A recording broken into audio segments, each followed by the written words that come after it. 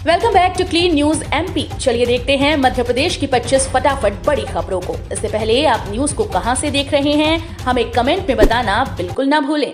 साथ ही हमारे Facebook page को भी फॉलो करें। फेसबुक पेज का लिंक डिस्क्रिप्शन में दिया गया है।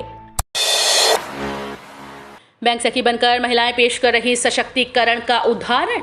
बैंकिंग प्रणाली से जुड़कर मध्य प्रदेश की 7,400 महिलाएं न सिर्फ खुद आत्मनिर्भर बनी बल्कि स्व सहायता समूहों से जुड़ी महिलाओं के लिए भी तरक्की के रास्ते खोल रही हैं। वे समूहों से जुड़ी महिलाओं को स्वरोजगार के लिए प्रेरित कर रही हैं और उन्हें अपना व्यवसाय शुरू करने के लिए बैंक से लोन भी दिला रही हैं। इनमें से 2900 महिलाएं बैंक सखी और 4500 बैंकिंग करेस्पॉन्डेंट की भूमिका में है। प्रदेश में 3,40,949 स्व सहायता समूह हैं। इनमें से 39.08 लाख परिवार जुड़े हैं। कम पढ़ी लिखी इन महिलाओं को बैंक से लेन देन में दिक्कत होती थी। इस समस्या के समाधान के रूप में बैंक सखी की अवधारणा को जन्म दिया। उम्मीदवारों के लिए महत्वपूर्ण अपडेट। 2500 से अधिक पदों पर होगी भर्ती। Madhya Pradesh professional examination board के द्वारा कई पदों पर भर्ती प्रक्रिया जल्द आयोजित की जाएगी। दरअसल बीते दिनों कई परीक्षाओं को स्थगित कर दिया गया था, जिसके बाद नवीन परीक्षा कैलेंडर घोषित किया गया था। हालांकि अब एक बार फिर से Madhya Pradesh professional examination board के द्वारा कई परीक्षाओं का आयोजन किया जाएगा। इसी बीच सितंबर महीने में MPPEB ग्रुप 4 स्टेनोग्राफर स्टेनोटाइपिस्ट के लिए 2000 से 2500 पदों पर भर्ती प्रक्रिया आयोजित की जाएगी। एमपी के विकास पर बोले सीएम शिवराज, युवा समाज का आधार, कई ऐलान। मध्य प्रदेश के मुख्यमंत्री शिवराज सिंह चौहान ने युवाओं के लिए बड़ी घोषणा की। दरअसल सीएम शिवराज ने आज युवा सीएम फेलो पर बोलते हुए कहा कि ये सुशासन के लिए बेहद आवश्यक है। बड़े कार्य और उपलब्धि के लिए संवेदना और बेचैनी होनी आवश्यक है। साथ ही चीफ मिनिस्टर यंग प्रोफेशनल और डेवलपमेंट प्रोग्राम के जरिए युवाओं को श्रेष्ठ मौका दिया जा रहा है। सीएम शिवराज सिंह ने कहा कि युवा समाज का आधार होते हैं। इंदौर में सामने आई 1946 करोड़ रुपए की जीएसटी चोरी वसूली का थमाया notice. Director general of GST intelligence ने मध्य प्रदेश में अब तक की सबसे बड़ी जीएसटी चोरी का पर्दाफाश किया। इंदौर की एक सिगरेट कंपनी मीडिया समूह और उसके संचालक पर 1946 करोड़ की जीएसटी वसूली का नोटिस जारी किया गया है। डायरेक्टर ऑफ रेवेन्यू इंटेलिजेंस और DGGI ने 2 वर्ष पूर्व ऑपरेशन कर के तहत इन कंपनीज पर छापा मारा था। लॉकडाउन के दौरान सिगरेट और गुटखा की तस्करी की जा रही थी। भाजपा में भोपाल इंदौर ग्वालियर को लेकर फंसा पेच। उम्मीदवारों के नामों पर चल रहा मंथन। भारतीय जनता पार्टी में लगातार दूसरे दिन महापौर पद के लिए उम्मीदवारों के चयन को लेकर मंथन चलता रहा। प्रदेश भाजपा कार्यालय और मुख्यमंत्री आवास में कई दौर की बैठक के बाद भी रविवार शाम तक नाम तय नहीं हो पाए। मुख्यमंत्री शिवराज सिंह चौहान, प्रदेश भाजपा अध्यक्ष विष्णुदत्त शर्मा सहित अन्य नेता बैठक में मौजूद रहे। खासकर भोपाल, इंदौर और ग्वालियर नगर निगम को लेकर पेच फंसा हुआ है। पीएम किसान योजना पर बड़ी अपडेट। इन किसानों को वापस लौटाना होगा पैसा। पीएम किसान सम्मान निधि योजना के लाभार्थी किसानों के लिए बड़ी खबर है। एक तरफ मोदी सरकार ने योजना के तहत 12.50 करोड़ किसानों के खाते में 11वीं किस्त के 21,000 करोड़ ऑनलाइन ट्रांसफर कर दिए। किसान आधिकारिक पोर्टल pmkisan.gov.in पर जाकर ताजा स्टेटस चेक कर सकते हैं। वहीं दूसरी तरफ कई किसानों को राशि वापस लौटाने का नोटिस जारी कर दिया गया है। एम्स भोपाल में निकली इन पदों पर भर्ती, जल्द करें आवेदन। अगर आप अखिल भारतीय आयुर्विज्ञान संस्थान में नौकरी करने की इच्छा रखते हैं तो इस बार एम्स भोपाल के द्वारा आयोजित भर्ती अभियान के लिए आवेदन करने का आज आखिरी मौका है। एम्स भोपाल ने बीते दिनों एक अधिसूचना जारी की थी, जिसके अनुसार एम्स भोपाल में एसोसिएट प्रोफेसर और प्रोफेसर के 100 पदों पर वैकेंसी निकाली। इच्छुक और योग्य उम्मीदवार इन पदों के लिए आज 12 जून 2022 तक आवेदन कर सकते हैं। इस भर्ती के लिए आवेदन करने के इच्छुक उम्मीदवार एम्स भोपाल की आधिकारिक वेबसाइट amsbhopal.edu.in पर जाकर आवेदन कर सकते हैं। नगर निगम चुनाव के लिए नामांकन 18 जून तक। पहले दिन कोई नामांकन नहीं। मध्य प्रदेश में आगामी पंचायत और नगरीय निकाय चुनाव के लिए निर्वाचन आयोग ने कमर कस ली है। 6 जून को पंचायत चुनाव के नामांकन होने के बाद अब 11 जून से 18 जून के बीच नगर निगम चुनाव के नामांकन किए जाएंगे। आयोग पहले पंचायत चुनाव आयोजित कराएगा। महापौर के लिए कलेक्टोरेट में कलेक्टर अविनाश लवानिया नामांकन लेंगे, जबकि पार्षद पद के लिए सभी SDM ऑफिस और कलेक्टोरेट में नामांकन जमा किए जाएंगे। भोपाल में कुल 85 वार्ड हैं, जिन्हें SDM एरिया के हिसाब से विभाजित किया गया है। सभी SDM नामांकन लेंगे। खुशखबरी, PMSYM योजना में मजदूरों को हर साल मिलेगी 36,000 रुपए पेंशन। अब मजदूरों को बुढ़ापे के खर्चे के लिए चिंता करने की जरूरत नहीं। दरअसल प्रधानमंत्री श्रम योगी मानधन योजना असंगठित क्षेत्र के मजदूरों के लिए एक बेहतर योजना है। इस योजना के तहत रेहड़ी पटरी लगाने वाले, रिक्शा चालक, निर्माण कार्य करने वाले मजदूर और इसी तरह के अनेक अन्य कार्यों में लगे असंगठित क्षेत्र से जुड़े मजदूरों को अपना बुढ़ापा सुरक्षित करने में मदद मिलेगी। सरकार इस योजना के तहत पेंशन की गारंटी देती है। इस योजना में आप रोजाना बस 2 रुपए बचाकर सालाना 36,000 रुपए की पेंशन पा सकते हैं। रेलवे भर्ती बोर्ड परीक्षा के अभ्यर्थियों को बड़ी राहत। एमपी में चलेगी 8 स्पेशल ट्रेन। रेलवे भर्ती द्वारा आयोजित नॉन टेक्निकल पॉपुलर कैटेगरी परीक्षा में भाग लेने वाले मध्य प्रदेश के अभ्यर्थियों के लिए अच्छी खबर है। परीक्षा को ध्यान में रखते हुए रेल प्रशासन ने 8 परीक्षा स्पेशल ट्रेन चलाने का निर्णय लिया है। नगर नेताओं के लिए कमलनाथ का फरमान, कहीं खुशी कहीं गम। मध्य प्रदेश कांग्रेस के प्रदेश अध्यक्ष कमलनाथ ने निर्णय लिया है कि कांग्रेस उन्हीं लोगों को पार्षद का टिकट देगी जो उस वार्ड में रहता है और वार्ड का मतदाता है। कमलनाथ के इस निर्णय से कांग्रेस के आम कार्यकर्ताओं में खुशी का माहौल है। वहीं वर्षों से नगर नेतागिरी कर रहे कुछ लोगों में मायूसी छा गई है।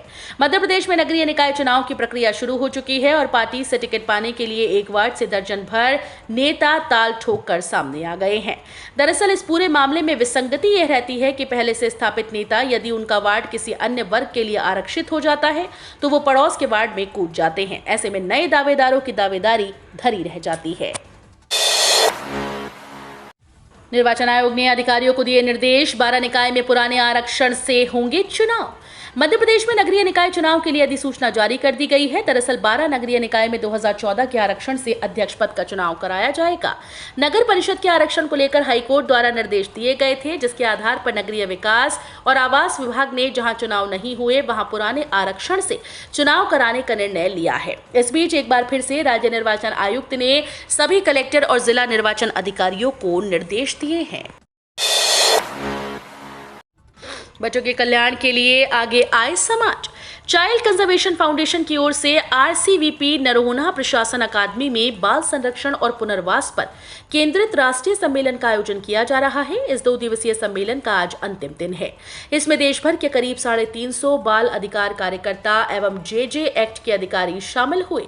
कुछ देर पहले सीएम शिवराज सिंह चौहान इसके समापन सत्र में पहुंचे। सीएम के साथ मंच पर प्रदेश की संस्कृति मंत्री उषा ठाकुर, उच्च शिक्षा मंत्री डॉक्टर मोहन यादव, राष्ट्रीय बाल आयोग के अध्यक्ष प्रियंका कानूनगो भी उपस्थित हैं। इस अवसर पर बाल अधिकारों पर केंद्रित एक पुस्तिका का विमोचन किया गया। कांग्रेस का फैसला, वार्ड से बाहर का नहीं होगा प्रत्याशी। नगर निगम, नगर पालिका और नगर परिषद में पार्षद पद के लिए कांग्रेस दूसरे वार्ड के व्यक्ति को प्रत्याशी नहीं बनाएगी। प्रदेश कांग्रेस अध्यक्ष एवं पूर्व मुख्यमंत्री कमलनाथ ने ये निर्देश दिए और प्रत्याशी चयन प्रक्रिया से जुड़े नेताओं को इसका पालन करने को कहा। नाथ ने कहा कि वार्ड के मतदाता को ही टिकट दिया जाए, किसी भी बाहरी व्यक्ति को टिकट ना दे, किसी भी सूरत में किसी वार्ड का परिवर्तन ना करें। सूत्र बताते हैं कि आरक्षण प्रक्रिया की वजह से कुछ नेता दूसरे वार्ड से चुनाव लड़ने के लिए दावेदारी पेश कर रहे थे, जिसका संबंधित वार्ड के नेता विरोध कर रहे हैं। बादल छाने से भीषण गर्मी से मिली राहत। 20 जून तक आ सकता है मॉनसून।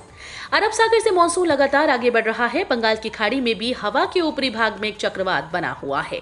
मौसम विज्ञानियों के मुताबिक मध्य प्रदेश में मॉनसून पूर्व की बारिश का सिलसिला जारी है।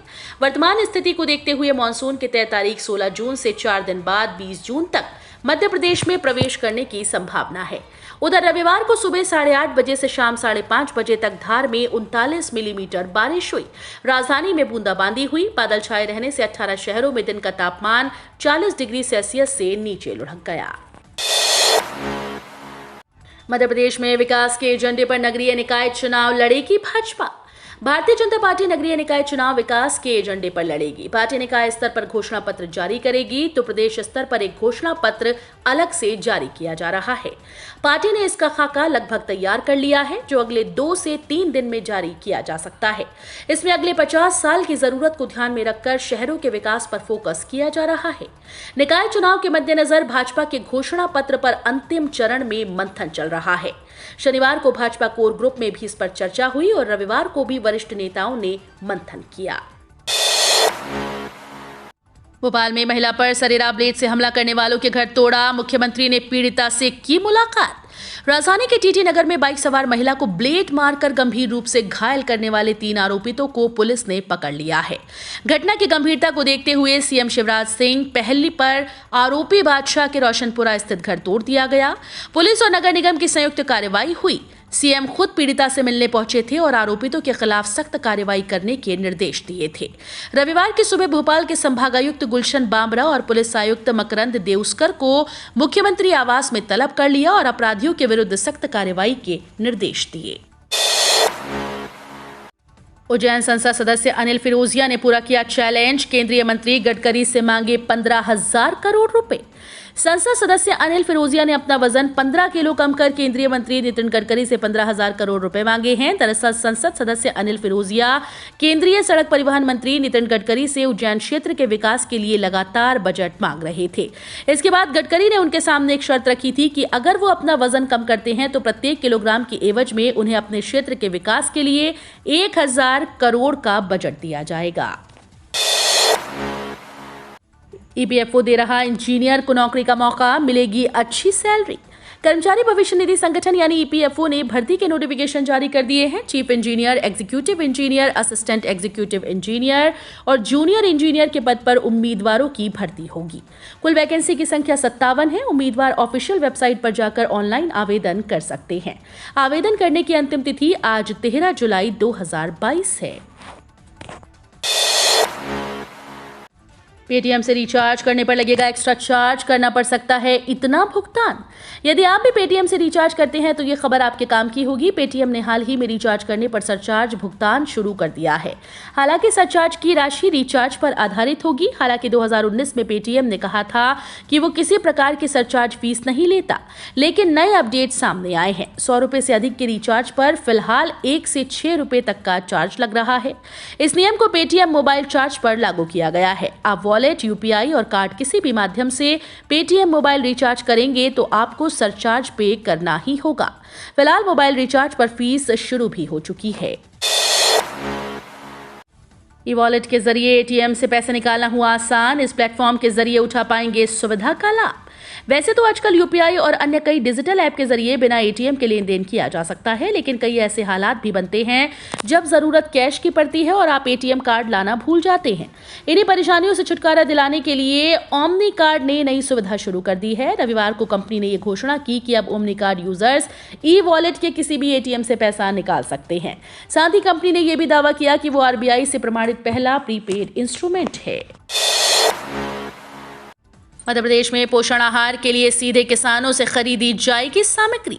मध्य प्रदेश में 80 लाख से ज्यादा बच्चों और गर्भवती धात्री महिलाओं को शुद्ध और पौष्टिक पोषण आहार देने के लिए सरकार अब बाजार पर निर्भर नहीं रहेगी। पोषण आहार के लिए कच्चा माल अब स्थानीय स्तर पर किसानों से सीधे खरीदा जाएगा। राज्य आजीविका मिशन सर्वे करा रहा है कि प्रदेश में कहां कौन सी सामग्री आसानी से मिल सकती है। सर्वे के आधार पर रणनीति तैयार की जाएगी कि कहां से क्या खरीदना है। फिर समूहों के माध्यम से सामग्री खरीदी जाएगी और समूह की महिलाएं उसे साफ कर उपयोग के लायक बनाएंगी।